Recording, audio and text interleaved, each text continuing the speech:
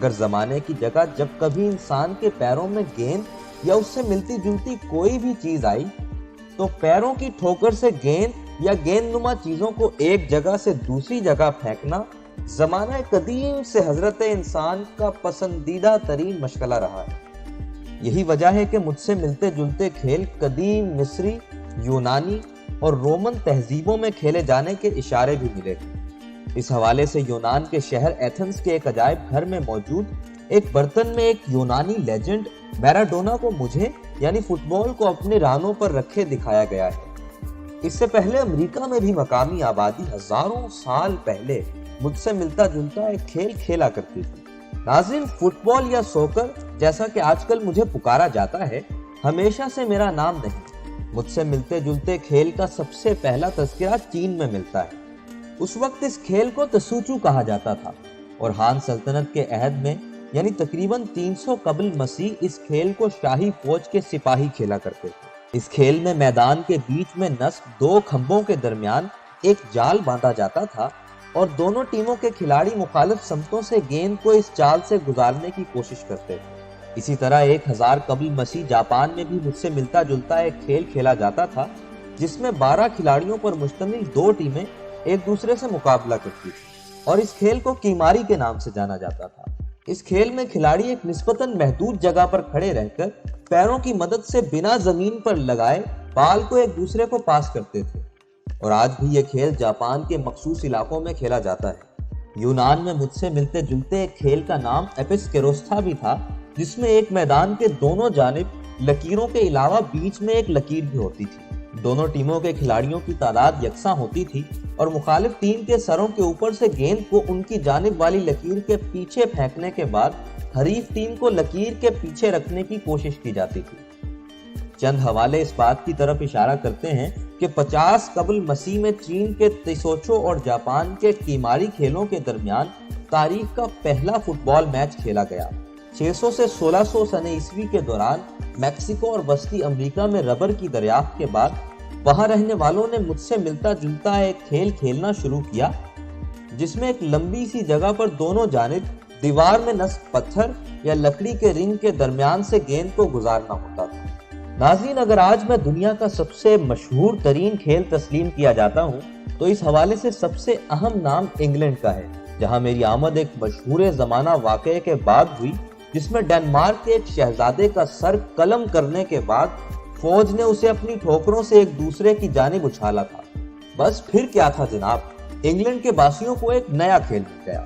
اس مقصد کے لیے ابتدا میں جانوروں کے پتے کو گیند کے طور پر استعمال کیا جاتا تھا اور اس بات کے تاریخی شواہد موجود ہیں کہ 8ویں صدی کے دوران مشرقی انگلینڈ میں مقامی آبادی کے دوران پہلا میچ کھیلا گیا۔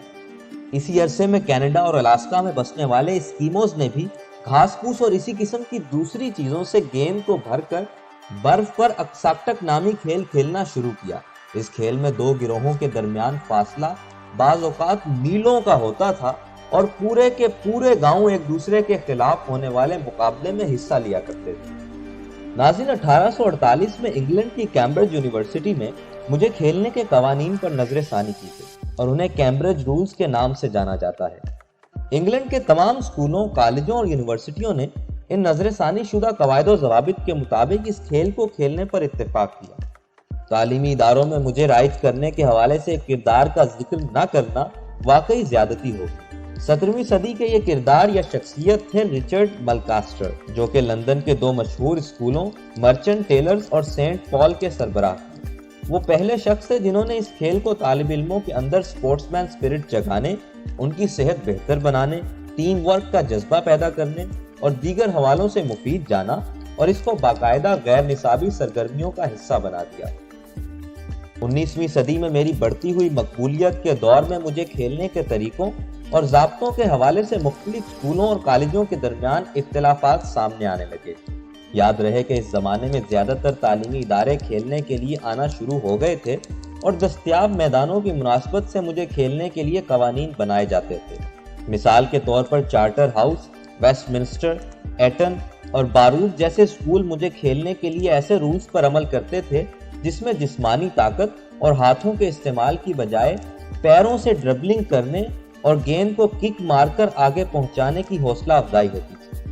دیکھا جائے تو ایسے ہی رولز آگے چل کر میرے نام سے فٹ بال یا سوکر کے قوانین سے منسوب ہوئے۔ دوسری جانب چیلٹنم اور رگبی ایسے اسکول تھے جنہیں میری وہ طرز زیادہ پسند تھی جس میں گیند کو ہاتھ میں اٹھانا اور اسے لے کر بھاگنا بھی شامل تھا۔ ناظرین، یہی طرز آگے چل کر رگبی کے نام سے مشہور ہوئی۔ ناظرین، دسمبر 1863 میں ایسوسی ایشن فٹ بال کا قیام عمل میں آیا اور اسی روز پہلی بار مجھے کھیلنے کے لیے جامع قواعد و ضوابط شائع کیے گئے۔ 19 دسمبر 1873 کو ان قوانین کو بنانے کے فوری بعد ان کے مطابق پہلا فٹ بال میچ لندن میں بارنز فٹ بال کلب اور رچمنڈ فٹ بال کلب کے درمیان کھیلا گیا، جس میں اس وقت کے چوٹی کے کھلاڑیوں نے حصہ لیا۔ تاہم یہ میچ بنا کسی گول کے برابری پر ختم۔ 1863 کے رولز کے بارے میں چند دلچسپ حقائق آپ سے بھی شیئر کرتا چلوں، جن میں سب سے اہم یہ ہے کہ ان رولز کے مطابق ہینڈلنگ یعنی گیند کو ہاتھ لگانے یا اسے پکڑنے کی اجازت تھی، تاہم یہ اس صورت میں ممکن تھا کہ کھلاڑی اچھلی ہوئی گیند کو کیچ کر لے۔ ان رولز میں 2 گول پوسٹوں کے اوپر بار لگانے کا بھی کوئی ذکر موجود نہیں۔ اسی طرح شاید کم لوگوں کے علم میں یہ بات ہو کہ ان قوانین میں ریفری کا بھی کوئی ذکر نہیں کہ شرفاء سے کسی فاؤل کی امید نہیں کی جا سکتی تھی، لہذا شریف یعنی جینٹلمین لوگ اسے بنا کسی جج یا ریفری کے کھیلتے تھے۔ 2 ٹیموں کے درمیان میچ میں ریفری کی موجودگی کی شروعات 1891 میں ہوئی تھی۔ ناظرین، میرے حوالے سے دنیا کے سب سے پہلے قوانین بنانے کے چند سال بعد 1872 میں ٹورنامنٹ ایف اے کپ کا آغاز ہوا۔ اس وقت تک انگلینڈ میں ایف اے سے جڑے کلبز کی تعداد 50 ہو چکی تھی۔ پھر اس کے بعد 1888 میں باقاعدہ ایک چیمپئنز لیگ بھی کھیلی گئی۔ ناظرین، مجھے کھیلنے کے دوران استعمال ہونے والی زیادہ تر اصطلاحات کوچ سے لی گئی ہیں، اسی وجہ سے گول کرنے والے کو اٹیکر اور اسے بچانے والے کو ڈیفینڈر کھلاڑی کہا جاتا ہے۔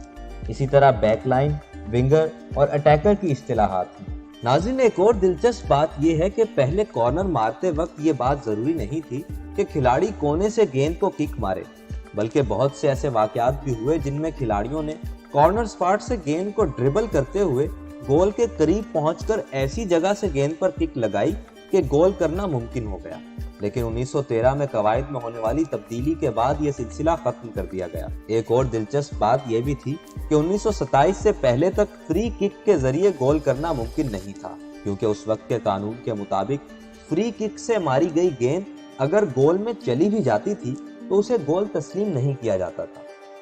میری مقبولیت اور میرے میچوں میں تماشائیوں کی بڑھتی ہوئی تعداد کو دیکھتے ہوئے کلب نے پروفیشنل کھلاڑیوں کو معاوضے کے عوض اپنے کلب سے کھلانا شروع کر دیا۔ اس سلسلے کا آغاز اس وقت ہوا جب ایک نسبتاً چھوٹے سے کلب ڈارون نے اس زمانے کی ناقابل تسخیر ٹیم اولڈ ایٹونینز کو مسلسل 2 میچوں تک جیت سے دور رکھا۔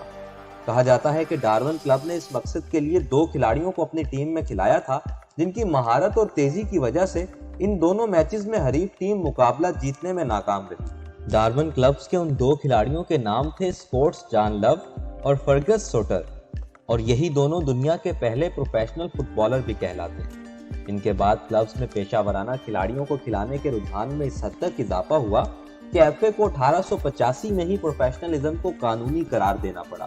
ناظرین، مئی 1904 میں 7 ملکوں کے نمائندے فرانس کے شہر پیرس میں جمع ہوئے اور فیڈریشن انٹرنیشنل دی فٹ بال ایسوسی ایشن یعنی فیفا کا قیام عمل میں آیا۔ حیرانی کی بات یہ ہے کہ اجلاس میں شامل ہونے والے 7 ملکوں میں انگلینڈ شامل نہیں تھا۔ ناظرین، فیفا کی مسلسل کوششوں کی وجہ سے بالآخر 1930 میں میرے نام پر تاریخ کا پہلا عالمی ٹورنامنٹ کھیلا گیا، جس کے فائنل میں یوروگوئے نے ارجنٹینا کو فائنل میں 4-2 سے شکست دے کر ورلڈ کپ اپنے نام کر لیا۔ فیفا ورلڈ کپ کا تازہ ترین یعنی 21واں ایڈیشن 2018 میں کھیلا گیا، جس کے فائنل میں فرانس نے کروشیا کو 4-2 سے شکست دے کر دنیائے فٹ بال کا تاج